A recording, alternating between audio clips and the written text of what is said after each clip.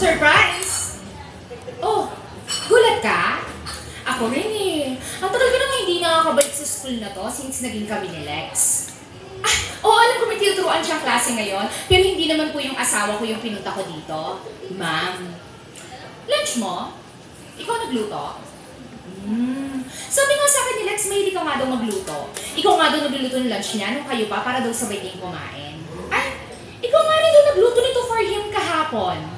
Inuwi niya kasi hindi niya naubos. Eh, ayaw din kainin ng pusa ko. Kaya ito, isasauli ko na lang. Sus, ano ka ba? Relax ka lang, ma'am. Hindi ko naman kayo papahiya sa harap ng mga estudyante dito. Ay, ayoko na sana kitang patulan eh. Pero sumusobra ka na ng very night.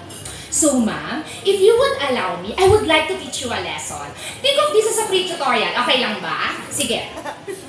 Our lesson for today, ano ba? Sige, simulan po muna natin sa mga tenses. Past tense, present tense. Ay, nakaka-tense. Sa Pilipino, nagdaan kasalukuyan. Kapag nagdaan, nangyari na, hindi na mababalik, tapos na. Halimbawa, salitang ugat, mahal. Past tense, minahal. Present tense, minamahal. Minahal, minamahal.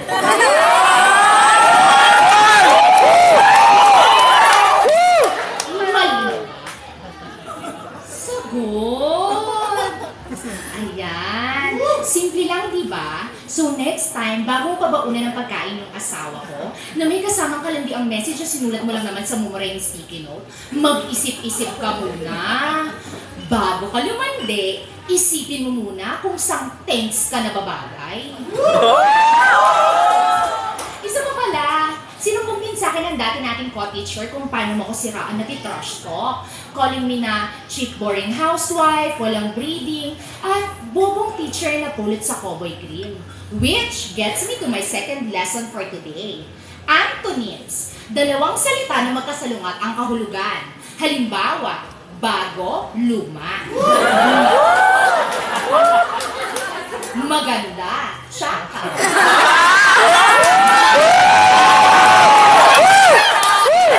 Speaking of mukha, manipis, makapal.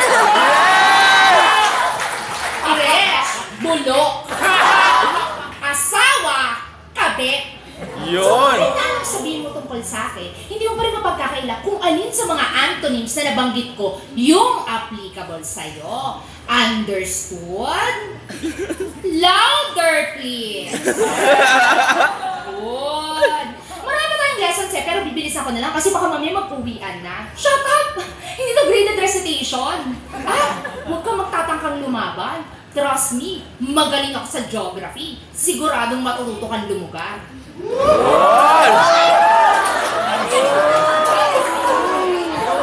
Homonyms. Mga salitang magkatulad ng spelling pero magkaiba ang meaning. Halimbawa, M-A-K-A-T-I. Makati, Makate.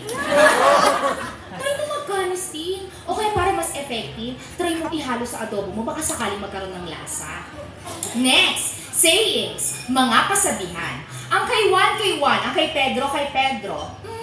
Hindi ko personally kilala si Juan tsaka si Pedro. Pero sa mga narinig kong chismis, nagkapatayan sila nung kinuha ni Pedro yung dapat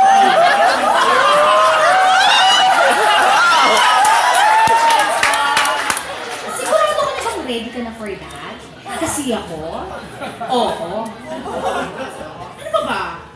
Gusto ko rin sana ituro sa yung zoology, kaso absent ako noon, kaya hindi ko masyadong alam. At saka sa ating dalawa, mukhang ikaw naman yung mas magaling sa kahayupan.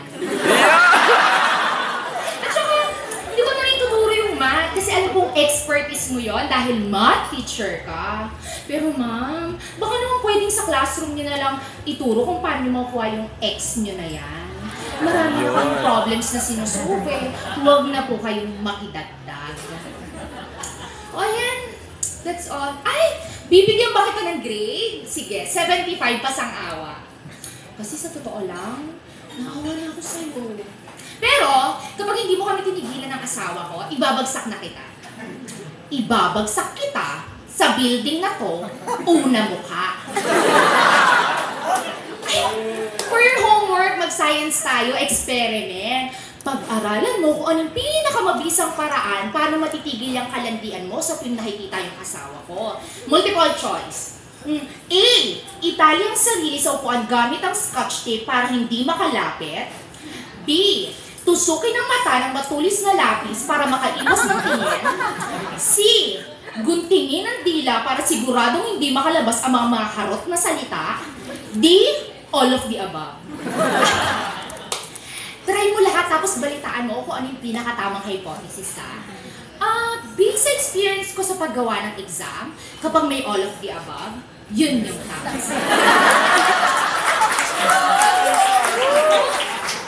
Siya, I'll go ahead, ma'am. Kanina pa ako hinihintay ng asawa ko eh. Sabay ko yung magla-lunch after ng class niya. Pinagluto niya raw kasi ako. Ang sweet mo. That's all for today. Class dismissed.